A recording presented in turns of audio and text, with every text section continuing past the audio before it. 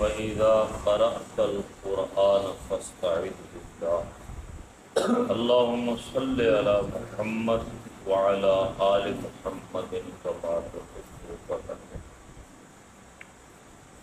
کل ہم نے یہ بیان کیا تھا کہ انسان کے دو دشمن، ایک دشمن ظاہری ہے اور ایک دشمن باطنی ہے۔ ظاہری دشمن سے مراد کافر ہے اور باطنی دشمن سے مراد شیطان ہے۔ ظاہری دشمن اگر غالب آ جائے تو یہ انسان کی دولت لے جاتا ہے۔ کافر اور مسلمان کی اگر جنگ ہو اور کافر کامیاب ہو جائے تو وہ زیادہ سے زیادہ آپ کی دولت لے جائے گا، آپ کا پیسہ لے جائے گا۔ لیکن باطنی دشمن شیطان اگر غالب آ جائے تو یہ انسان کا ایمان لے جاتا ہے۔ تو دولت لے جانا کوئی خسارہ نہیں ہے، لیکن ایمان اگر چلا گیا تو یہ بہت بڑا نقصان ہے۔ اس لیے باطنی دشمن کے ساتھ جنگ کرنا بڑا ضروری ہے۔ دوسری بات یہ ہے کہ جو ظاہری دشمن ہے یہ اگر انسان کو قتل کرے مسلمان تو مسلمان شہید ہو جاتا ہے، اجر پائے گا۔ لیکن اگر باطنی دشمن شیطان غالب آ جائے تو انسان مردود ہو جاتا ہے۔ تو اس لیے امام رازی نے یہ لکھا ہے کہ ان دونوں دشمنوں کا مقابلہ ضروری ہے، ان سے جنگ کرنا ضروری ہے، لیکن سب سے مشکل مقابلہ اور سب سے مشکل جنگ جو ہے وہ باطنی دشمن کے ساتھ ہے، جس کو شیطان کہتے ہیں۔ یہ جہاد کبیر ہے، یہ بہت بڑا جہاد ہے کہ آپ دشمن چھپے ہوئے دشمن کے ساتھ مقابلہ کریں، جس کو شیطان کہتے ہیں۔ پھر وہ ساتواں نقطہ یہ بیان کرتے ہیں کہ شیطان اغوا کار ہے اور اس کے اغوا سے بچنے کے لیے اگر کوئی بہترین پناہ ہے تو وہ اللہ ہے۔ جیسے کوئی اغوا کرنے والا کسی بچے کو اغوا کر لیتا ہے تو اس کو بچانے کے لیے کچھ نہ کچھ تو ضرورت ہوتی ہے۔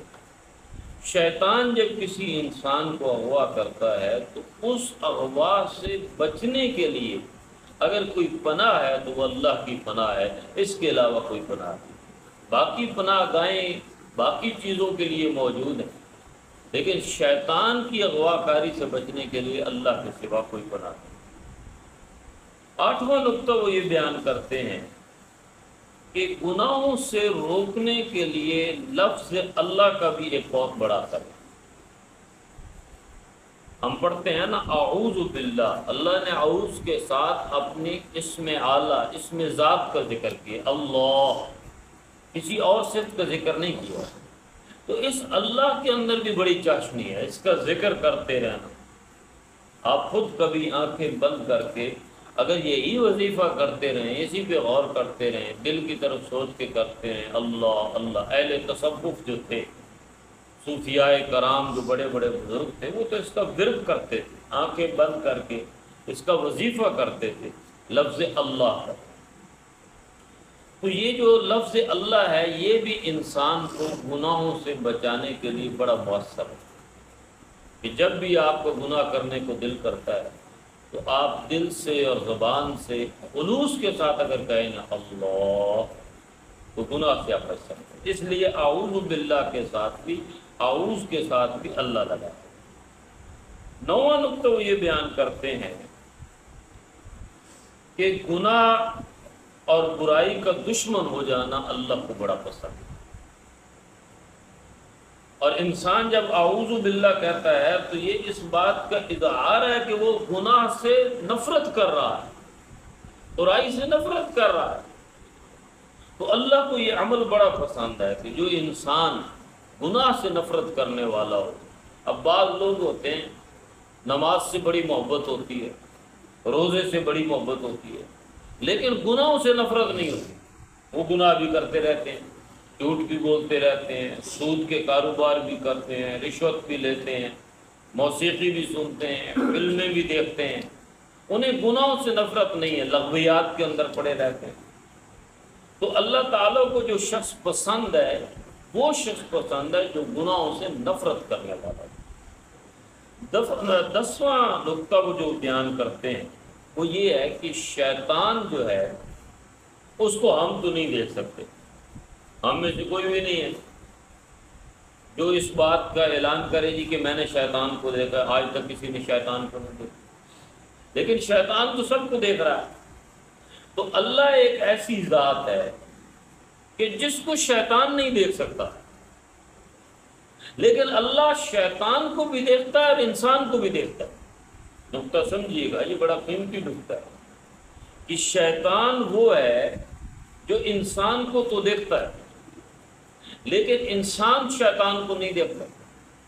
اللہ وہ واحد ذات ہے کہ جس کو شیطان بھی نہیں دیکھ سکتا، لیکن اللہ سب کو دیکھتا ہے، انسان کو بھی دیکھتا ہے اور شیطان کو بھی دیکھتا ہے۔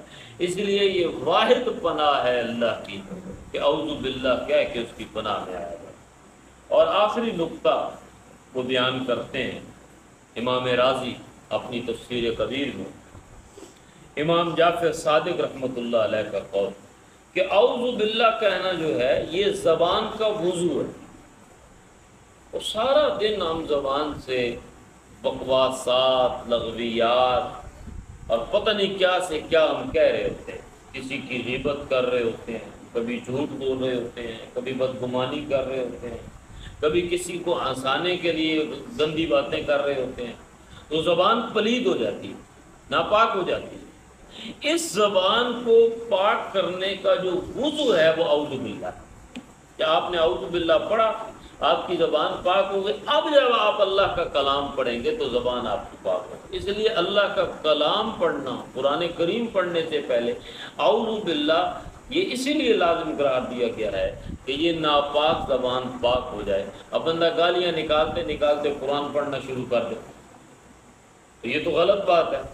تو بہتر ہے کہ پہلے اعوذ باللہ من الشیطان الرجیم پڑھ کے اپنی زبان کو پاک کر لو اور پھر اللہ کا کلام پڑھو۔ تو یہ 11 نقطے ہیں جو تحفظ کے حوالے سے امام راضی نے بیان کیے ہیں۔